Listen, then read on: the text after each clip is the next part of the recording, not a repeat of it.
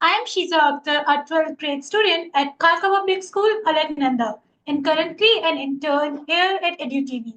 I am grateful for this internship opportunity, which has allowed me to learn from some of the most respected educators and leaders in the field. Today, it's an absolute honor to be joined by a distinguished educationist, Dr. Pramod Mahajan Sir, Principal and Director of Sharjah Indian School, one of the biggest and most prestigious schools in Sharjah.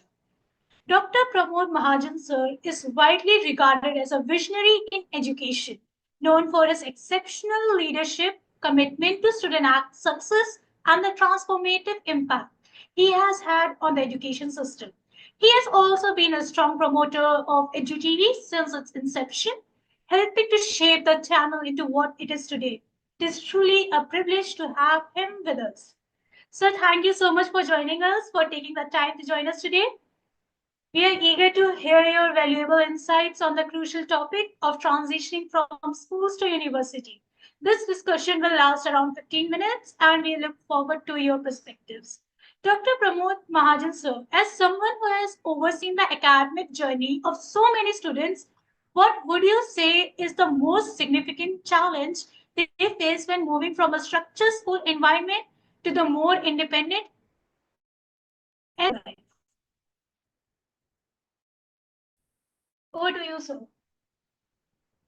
The question is not clear. Something All happened. right, sir. Should I repeat it? Please All right, repeat. sir. You are freeze So, for sir, some time. oh, okay, sir.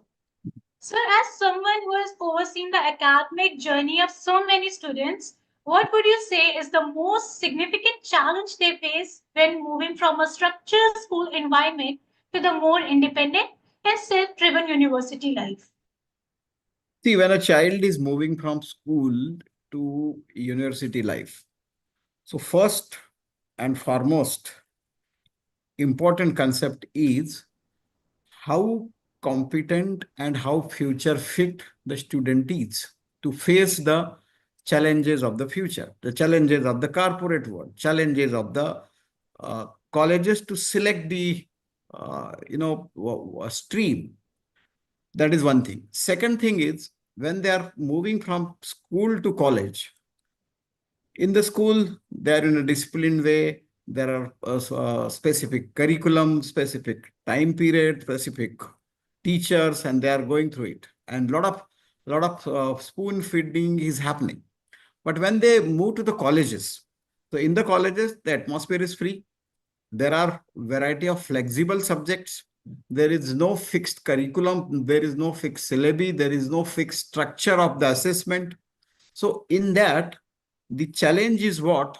How to remain on track as well as streamline with the futuristic assessment process, with the standardized curriculum to the free curriculum, from standardized syllabus to the free syllabus, and from spoon feeding to scaffolding. Because in the colleges, they don't focus individually. There is no individual attention. That all the things are generalized. Now, for a student who is being taught taking care of personalized attention, when going to the colleges, that personal attention is missing. So how to adapt and how to, get acquainted with that situation, and then how to generalize the concept from specialized way. So these are some important challenges in front of the student who are going from standard schooling to independent colleges. Thank you, sir. The shift from structured learning to a more independent lifestyle is often a challenge, right? And your advice on embracing responsibility is a key takeaway for the students. Given your extensive experience in education, how do you believe schools can better prepare students not just for exams, but for the real world challenges they will face in university and beyond? See, it is not only the school, it is university also has to take care of that thing. So what is important is the student should be trained for the meta skills. Meta skills are what? Learning about how to learn, understanding about how to understand, applying about how to apply, retaining about how to retain. So retention about how to retain. So all those meta skills should be taught. That is one thing. Second thing, we should do the scaffolding at the level of schooling also. Now, let the child own the ownership of his own learning, and the teacher should scaffold them whatever be the way they want it to go. That is second thing. Third thing is future fit aspects, the futuristic way of teaching. See, whatever you have learned in the school, when you passed out, when you are graduated, suppose you started particular subject in 9th standard, and when we passed out from the 12th standard, the way the things are changing, that may be outdated. So then what you have learned? So you have learned that thing, how to apply the known thing in the unknown situation. So if that retention is there within you, that you can apply whatever you have learned in the unknown situation by customizing your thought process, by accepting the challenge, then you can do wonderful in that area. So at the schools, they should be trained for the future fit aspect, number one. Number two, they should be trained for the meta skills.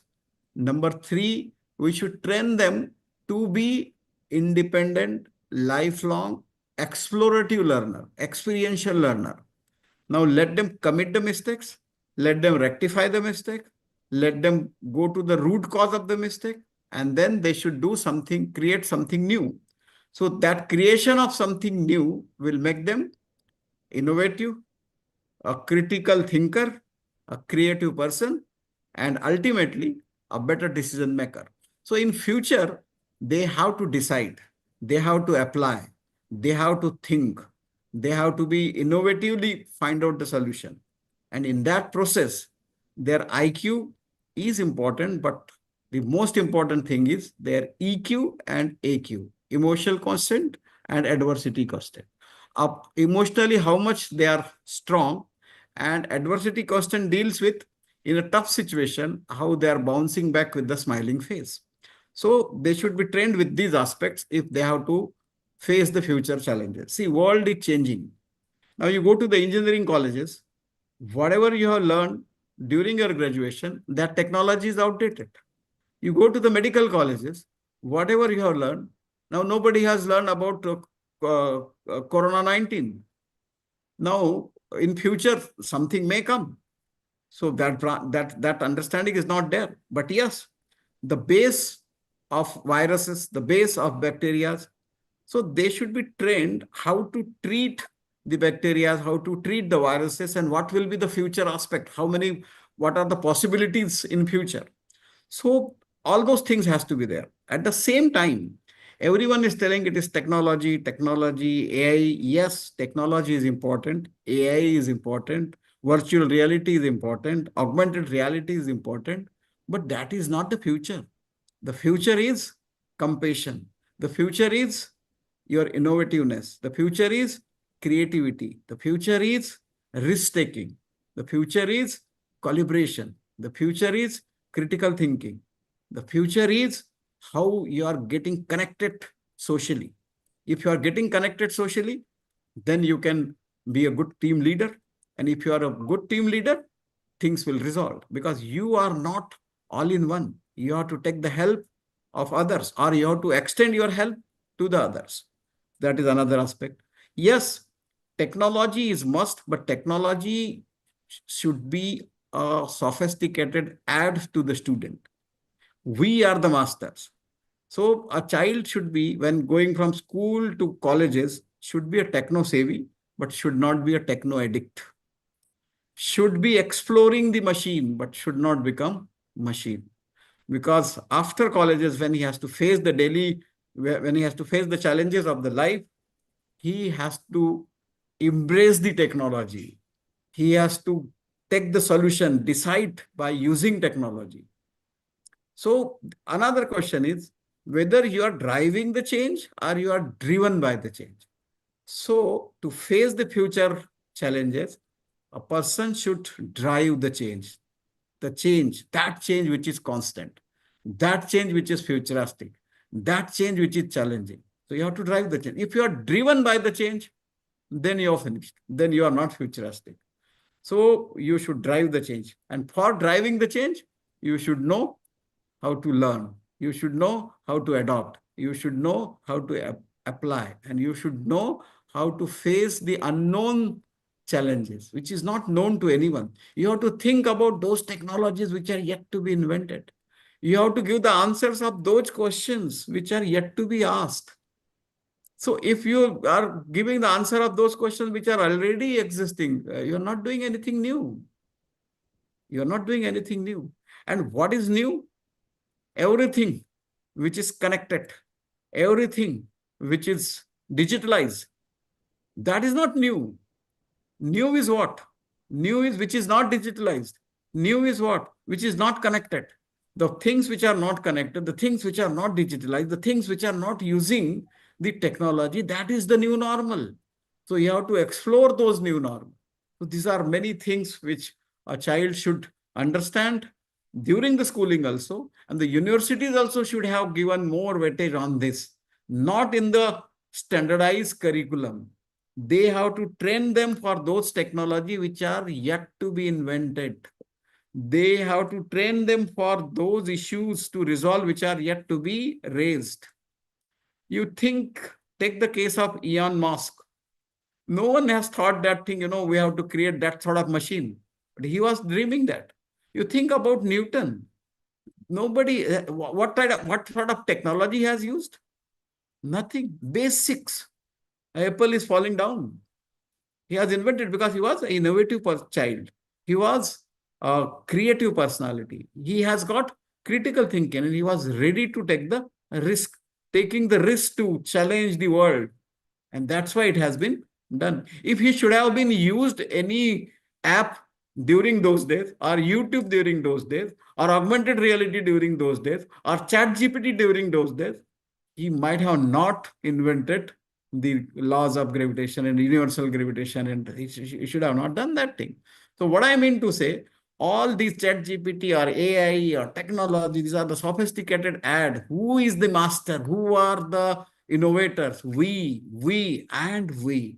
And that child who thinks beyond the box rather than throw the box out. So these are the aspects which university has to focus on that. We are talking about do something beyond the box. Why to keep the box? Throw the box out and then think. So if you are thinking that way, things will become easy. Things will become challenging. Things will become, will satisfy your inherent talent. But if you are only confined with the curriculum and the syllabus and the known things, then trust me, you cannot do wonders in future. Sir, thank you so much for sharing such thought-provoking thoughts and info about technology, outdated technology, to be precise. Sir, with your vast experience and global perspective, what advice would you give to both students and parents as they face this pivotal stage of transitioning to university from school? Now, parents should not do the parental bossing. Parents should give their shoulder to cry if the child wanted to cry. Parents should share their failure stories with the child. Parents should share their success stories with the child. But the main problem is, if the parent is good at mathematics, they wanted their child to be a great mathematician. But that will not happen. So parents should give the full freedom for a child to think beyond, to decide their own ways and means. Yes, parents should support them financially. Parents should support them emotionally, and should be with the child, whatever the child wanted to do. But if they are doing only parental washing, I am the good doctor, so my child should become the great doctor. So good to great, but confined with medicine or doctor because the parents wanted to fulfill the dreams of his own through the child, that is the biggest challenge. So they should not do that thing. So sometimes they should enjoy the failure of a child. Nowadays, if the child got 92% marks, you should celebrate that 92% mark. That the problem is the parents are asking where you have lost that 8%. No, he scored 92%. Let's celebrate that thing. And suppose that he is scoring less marks also.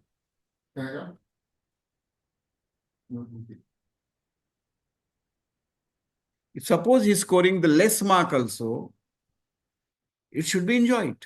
Because if you enjoy that, if you enjoyed the failure of a child, you will be providing the opportunities for a child to be successful in the life. Because the failure is the first step of the success. At the same time, the student, if they have to shine like a star, as the APJ Abdul Kalam used to say, before shining, first learn how to burn like a star. And that burning will make you a star. And then only you can shine.